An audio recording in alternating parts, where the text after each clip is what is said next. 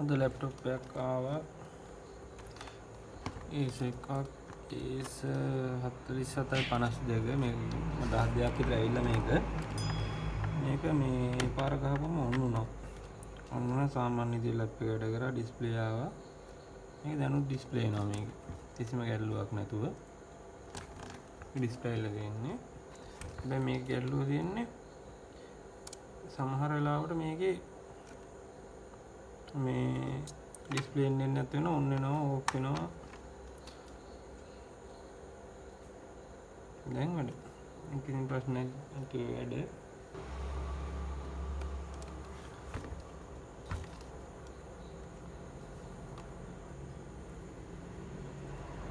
මේකේ මොනවා හරි ගලවලා මේ මොකද වෙලා තියෙන්නේ කියලා ඇතුළේ ඇත්තටම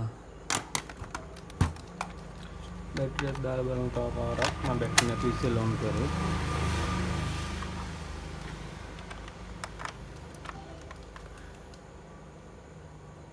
ප්‍රශ්න නැතුව ඔන් වෙනවා.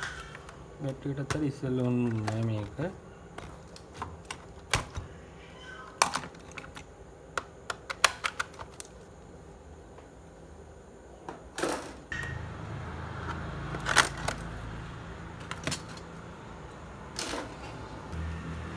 මට හිතෙන්නේ මේක මොකක් හරි මේ කූඹි ප්‍රශ්නයක් තියෙනවා.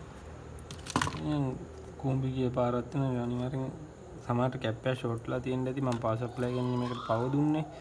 මේ කැප් එක පිච්චිලා ගියත් දන්නේ නැහැ බෝඩ් එකේ එතන මේක. දැන් කැප් එක ඕපන් වෙලාම යන්නේ නැති. බලමු මොකද වෙලා තියෙන්නේ කියලා මේකේ.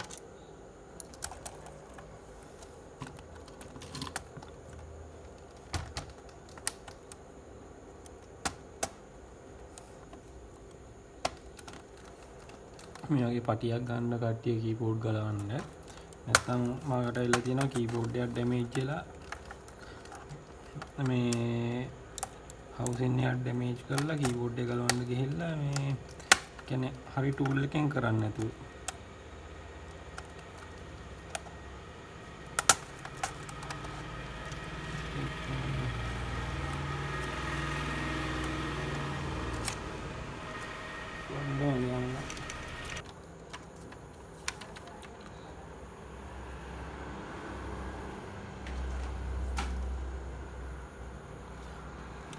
හරි මං ගලවගත්තා බැටරි එක ආව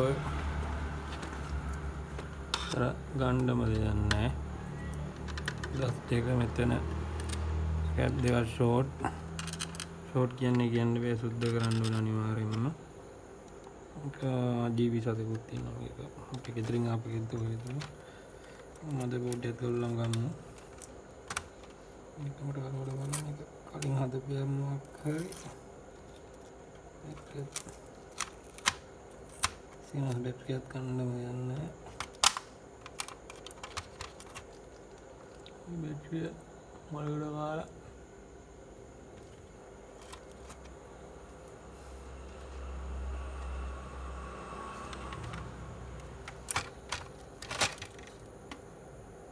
කුඹිත් ඉන්නවා.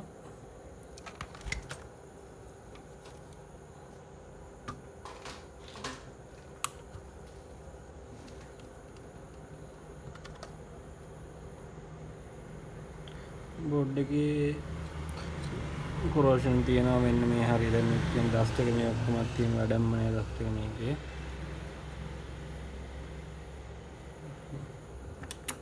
මෙතන ගිහිල්ලා තියෙනවා බෝඩ් එකේ.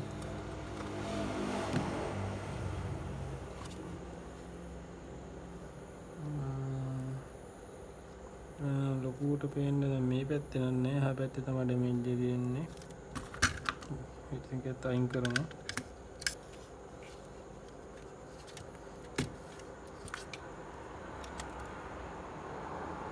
නෙවෙත් ප්‍රශ්න තියෙනවා.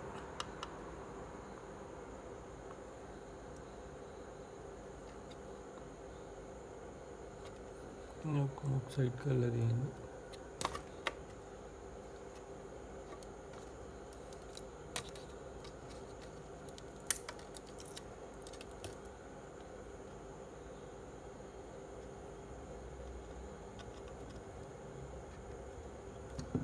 YouTube පිහර බලන්න තිබේ.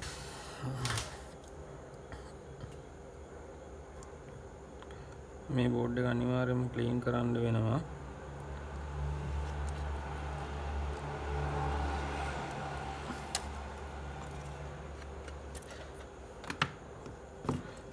මගේ තියෙනවා පොඩි අල්ට්‍රාසොනික් ක්ලීනින් යුනිට් එකක් කියන්නේ ලොකු එකක් නෙමෙයි මේක දාන්න ලීටර. මේ බෝඩ් එක දාන්න පුළුවන්. මේකයි තව මීටර ටිකක් ලොකු බෝඩ් එකක් දාන්න පුළුවන් සනේ. අඩිය වගේ එකක්. මම මේකට මේක දානවා දැන් ගිහිල්ලා ක්ලීන් කරන්න. මම ක්ලීන් කරලා දාලා මොනවා කරන්නත් කලින් මේ ක්ලීන් කරලිමු අපි. කැලි ක්ලීන් කරපුවම සාමාන්‍යයෙන් හරියයි. ප්‍රෙසිජනරේෂන් නම් මේක. කොහොමත් ක්ලීන් කරලා දාලා අපි සීමස් බැටරි එකක් දාලා බලමු. අනිකමට මේකේ ඉම්පීඩියන්ස් ටික බලනවා නිකන් ට්‍රේල් වල පවර් වල තත්ත්වය කොහොමද කියලා බලා ගන්න මට. 19 රේල් එකේ ගැටලුවක් නැහැ. රිප්ලේස් කරන්න කැප් තියෙනවා. සවුත් ස්විච් එක මේකේ. 3 volt 5 volt coil ගැටලුවක් නැහැ. ඊට අමතරව ප්‍රොසෙසර් එක කොහොමද ගැටලුවක් නැහැ. ප්‍රොසෙසර් එක ග්‍රැෆික් එක මේක 345.1 28ක් 330D මේක අනිවාර්යයෙන් මේ සප්ලයි එක මෙච්චර ළඟ තියෙන මේ RAM එකේ සප්ලයි එක එච්චර අපිට අඩු මේකක් පෙන්වන්න බෑ. මෙච්චර අඩුවක් පෙන්වන්න බෑ. 28යි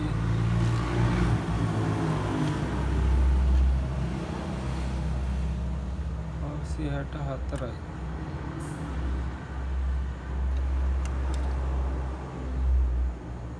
මෙතන තියෙන ප්‍රොසෙසර් 1.05 දෙන එක 74යි නෑ. සමහර මේක PCH එකේ මේ PCH එකේ පාස් සප්ලයි එකක් දාන්න ඒක මම මේක ක්ලීන් කරලා ඉවරනට පස්සේ බලන්නම් මොකද්ද කියලා. මදර්බෝඩ් එක ක්ලීන් කරන් ආවේ Acer බෝඩ් එක. මේක බලන්න කලින් තිබ්බ හැටියට මෙහි corrosion තිබ්බා. බැටරි එක හොඳටම මතකද බැටරි එක සවුත් වෙලා මේ ටික කළු වෙලා ඔක්කොම තිබ්බේ. ඒ ඔක්කොම දැන් හරි. එහෙම ඇල්ලුවන්නේ නැහැ. අල්ට්‍රාසොනික් ක්ලීන් එක දාලා මුලින්ම ටික චුට්ටක් පිය දාලා හොඳට මම දැන් මේකේ කිසිම corrosion එක බ්‍රෑන්ඩ් කියන්නේ බෝඩ් එක බ්‍රෑන්ඩ් නිව් වගේම තියෙනවා දැන්. මේක මම හිතන්නේ ලෙඩේ හරි කියන්නේ මේ corrosion තමයි මේක සරන් සරේ ඔන්න වෙනවා කියන පවුනේ ෂෝට් එක තිබ්බේ.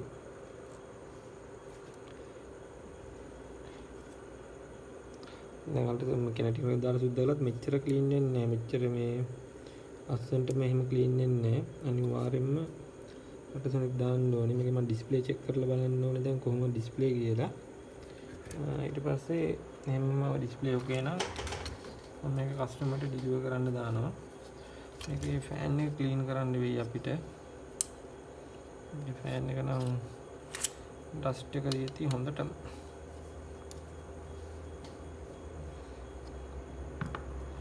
ගන්න.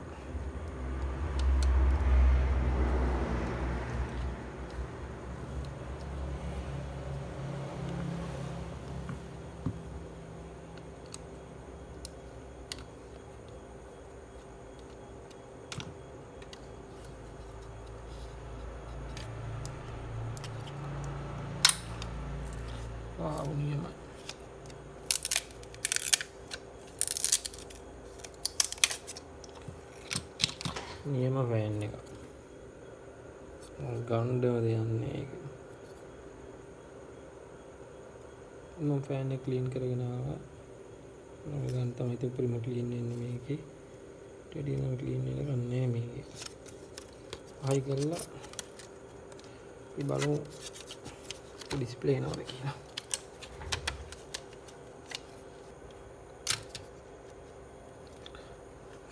මම හීටින් කම්පවුන්ඩ් ಜಾති දෙකක් පාවිච්චි කරනවා. එකක් සාමාන්‍ය මේ වගේ පර්ණයට නම් මම දාන්නේ normal මේ කඩේ ගන්න තියෙන 200 ගාන තෝත කම්පවුන්ඩ් එක. ඊට අමතර අලුත් ජෙනරේෂන් 8 6 7 ජෙනරේෂන් වලට දානවා ඊයම් පාට එකක්. සිල්ල පාටයක්. ඒක මේ මම වාට පෙන්නන්නම්. ඒකේ තියෙන්නේ කොළයක් තියෙන්නේ. කියන්නේ චූටි එක බෝඩ් එකට හරියන්න එකයි එන්නේ. ටියුබ් එකයි ඉන්නේ. මගේ අතේ දැන් ටියුබ් එක නැහැ. ඒ ටියුබ් එක මම පෙන්නන්නම්. මේකේ වෙනස ඒක දැම්මොත් තමයි ඒක ඇලෙනවා. මේක ටයිට් වෙන්න.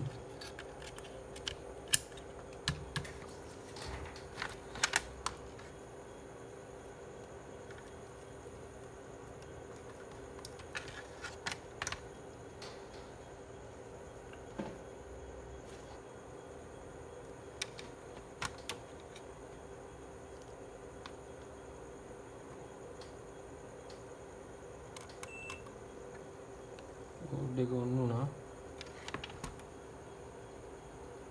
ඩිස්ප්ලේ ආවද? CMOS බැටරි නායි ඩිස්ප්ලේ එක. ලැප්ටොප් එක වැඩි. මේකේ මම normal voltage එක දැන් check කරන් යනවා. රේටින් සිස්ටම් එක අපිට වැඩන්නේ. මේකේ LED තිබ්බේ සමහර ලාට වෙනවා සමහර ලාට ඔන් වෙන්නේ නැහැ. corrosion තමයි තිබ්බේ බෝඩ් එක ගොඩක් ඒටි ක්ලීන් කරා. මේකට වෙන මොකුත් කරේ නෑ මම. වෝල්ටේජ් ටික බලාගෙන යනවා 5 වෝල්ට් එක ඕකේ.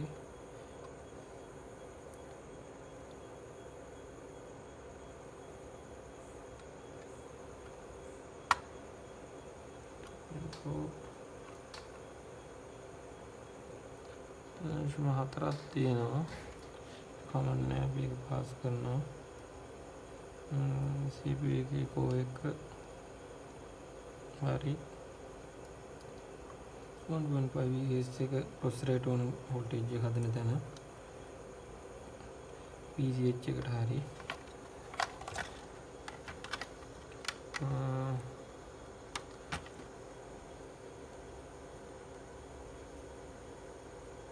තම එක හරි